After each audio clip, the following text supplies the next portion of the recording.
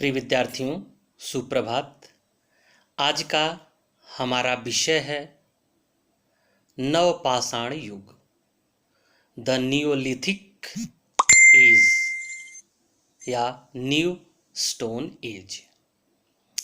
नवपाषाण युग का मानव के जीवन में अत्यंत महत्वपूर्ण स्थान है, क्योंकि मानव के विकास का सर्वाधिक महत्वपूर्ण चरण नवपाषाणकालीन संस्कृति में स्पष्ट रूप से दृष्टिगोचर होता है। नवपाषाण काल में मानव जीवन के प्रत्येक क्षेत्र में क्रांतिकारी परिवर्तन हुआ।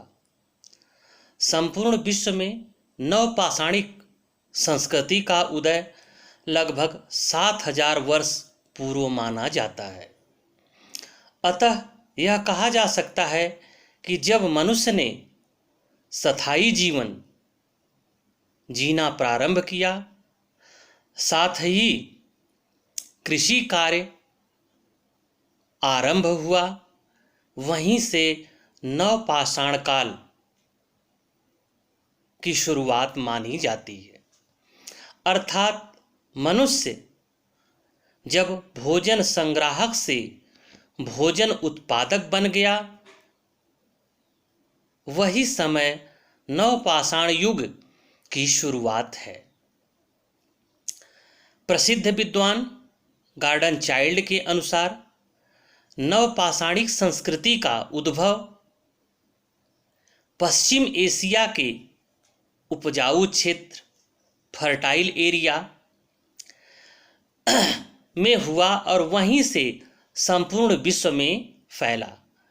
लेकिन खोजों से ज्ञात होता है कि सभी क्षेत्र में संस्कृतियों का विकास अपनी स्थानीय फसलों के आधार पर हुआ है। भारत में अनेक नवपाषाणिक स्थल प्राप्त हुए हैं, जैसे मेहरगढ़, बलूचिस्तान।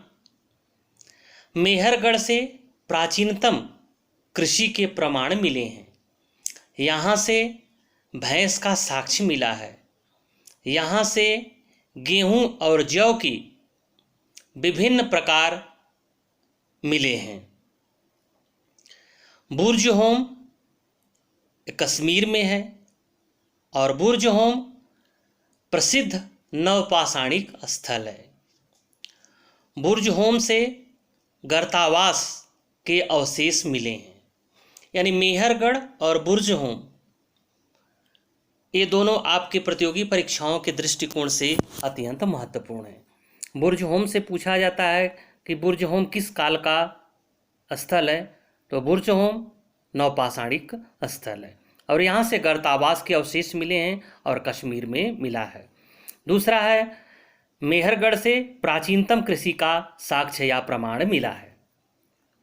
मेहरगढ़ और बुर्ज होम के अतिरिक्त किली गुल मोहम्मद, राना घुंडई, दम्बसादात, चिरांद बिहार में, मास्की, ब्रह्मगिरी, संगनकल्लू कर्नाटक में, पिकलीहाल उतनूर आंध्र प्रदेश में, कोल्डिहवा उत्तर प्रदेश में स्थित है। कोल्डिहवा से चावल का प्राचीनतम साक्ष्य मिला है। इन सभी संस्कृतियों में सिंध और बलूचिस्तान की नवपाषाणिक संस्कृति थी, जिसने ग्रामीण सभ्यता की स्थापना की, जिसने भारत की प्रथम नगरीय सभ्यता सिंधु घाटी सभ्यता के स्वरूप को प्रभावित किया। दक्षिण भारत की नवपाषाणिक संस्कृति 2500 ईसा पूर्व से प्राचीन नहीं मानी जाती है। नवपाषाण युग में हुए आर्थिक परिवर्तन ने सामाजिक जीवन को भी प्रभावित किया। नवपाषाण युग में मनुष्य स्थायी जीवन जीने लगा।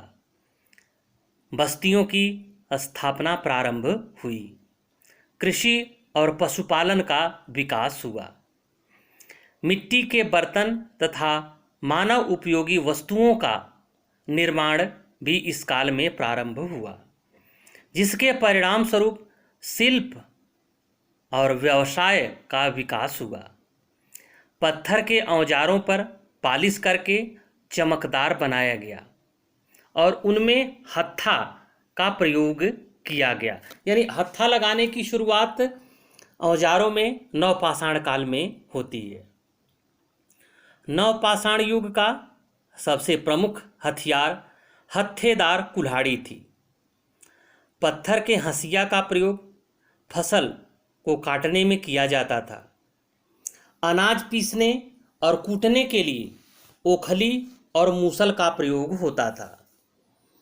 नवपाषाण युग के आर्थिक परिवर्तनों ने सामाजिक तथा सांस्कृतिक जीवन को प्रभावित किया, जैसे जनसंख्या में वृद्धि, अधिक संख्या में बस्तियों का निर्माण, श्रम विभाजन, महिला और पुरुष में भेदभाव की शुरुआत, अलग अलग श्रेणियों का निर्माण जैसे बढ़ई, कुम्हार, कृषक आदि, व्यक्तिगत संपत्ति की अवधारणा का विकास जिसने सामाजिक तथा आर्थिक असमानता को उत्पन्न किया।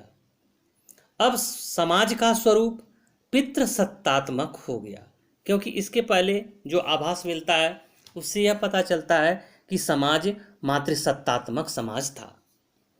समाजशास्त्रियों के विश्लेषण के आधार पर यह ज्ञान होता है कि नवपाषाणिक जातियां कुल चिन्हों यानी टोटम के आधार पर कबीलों में संगठित थीं। नवपाषाण काल का मनुष्य प्राकृतिक शक्तियों का उपासक था, लेकिन मातृदेवी की भी उपासना की जाती थी। पुनर्जन्म में लोगों का विश्वास बढ़ता जा रहा था। मृतकों को कब्रों में दफनाकर उनकी आवश्यकता की वस्तुओं को रखा जाता था। दक्षिण भारत में मृतकों के प्रति सम्मान प्रकट करने के लिए बड़े बड़े पत्थर लगाए जाते थे, जिन्हें महापाषाण या मेगालिथ कहा जाता था। यानी महापाषाणिक संस्कृति का विकास कहाँ पे हुआ? तो दक्षिण भारत में हुआ। महापाषाण मेगालिथ है और जहाँ पर शवों को दफनाया जाता था उसके चारों तरफ बड़े बड़े पत्थर लगाए जाते थे। तो ये यहाँ पे पूछा जा सकता है कि महापाषाणिक संस्कृति का विकास कहाँ हुआ? तो महापाषाणिक संस्कृति का विकास दक्षिण भारत में हुआ।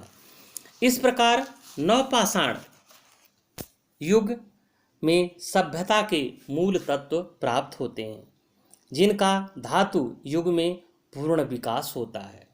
अतः नवपाषाणिक ग्राम संस्कृतियों ने ही कांस्य युगीन शहरी सभ्यता का मार्गदर्शन किया। बुर्जहोम और चिरांद नवपाषाणिक स्थल हैं, जहाँ से अधिक संख्या में हड्डी के उपकरण प्राप्त हुए हैं।